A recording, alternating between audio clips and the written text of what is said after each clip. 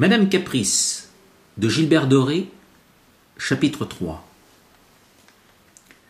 Maintenant, presque terminée, l'œuvre chérie, conçue, exécutée avec amour, n'attendait plus que les dernières retouches.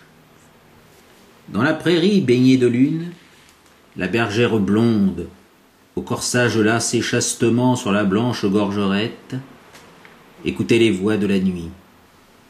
Des formes de bêtes couchées se devinaient à peine. Un mystère féerique planait sur le paysage voilé, sur la Vierge agenouillée.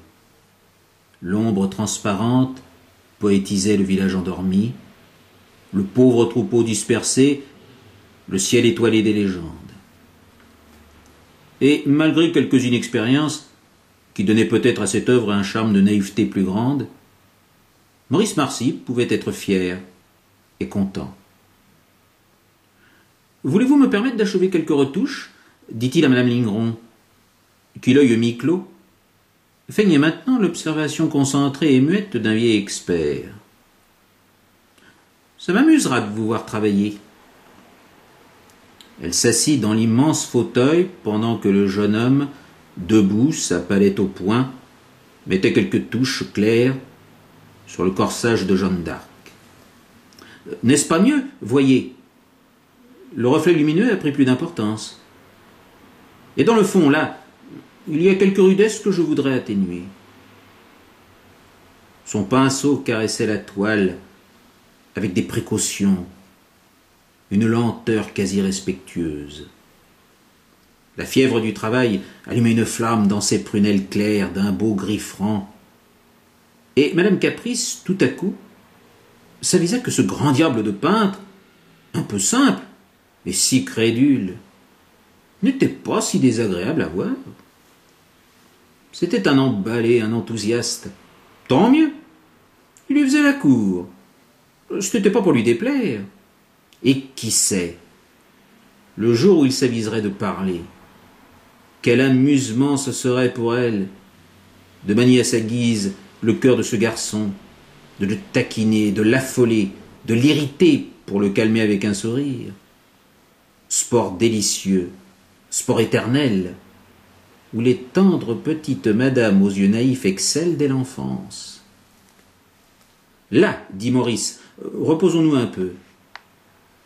Et, après un dernier regard d'amour à sa Jeanne d'Arc, il vint s'asseoir sur un tabouret bas, presque aux genoux de Madame Lingron, qui semblait fort piquée de se voir reléguée au second rang dans ses pensées. « Que vous êtes bonne d'être venue. N'est-ce pas? Il faisait si chaud. Ce printemps précoce me fatigue.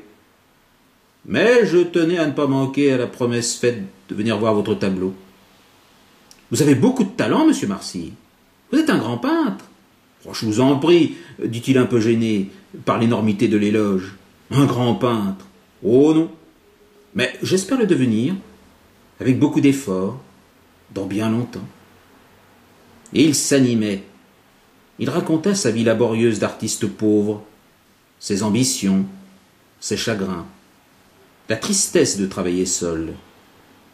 Il était malheureux quelquefois, n'ayant personne à aimer en ce monde, personne qui pût être fier de lui. « Quoi, personne ?» interrogea-t-elle, avec un air d'incrédulité moqueuse. « Pas une mère, pas une sœur? Pas une amie ?» Il la regarda en face résolument. « Personne, dit-il. »« C'est peut-être de votre faute, répondit-elle en souriant. « De ma faute, pourquoi? Avait-il le cœur si dur? Ou n'est-il plus de jolies femmes dans le monde, des modèles, des personnes aimables qui se feraient un plaisir de le consoler ?» Brusquement, il avait rougi. « Non, madame, celle dont vous parlez n'existe pas pour moi. Quant à mon cœur... » Il leva les yeux. Il vit les prunelles bleues que l'excès de la curiosité rendait presque tendres. Il vit la bouche rose, la joue blonde inclinée vers lui. Le soleil printanier, traversant le vitrage, inondait l'atelier d'une clarté joyeuse comme une fanfare. Un bouquet de giroflées et de hyacinthes dans un coin exhalait son double arôme. La chaleur d'avril, la lumière, l'amour montèrent à la tête du pauvre Maurice. Il balbutia: « Mon cœur, il n'est plus à moi. Vous le savez bien. Vous l'avez, hélas. Vous l'avez tout entier, madame. » Et ses lèvres égarées se posèrent sur les mains dégantées de madame Denise Lingron.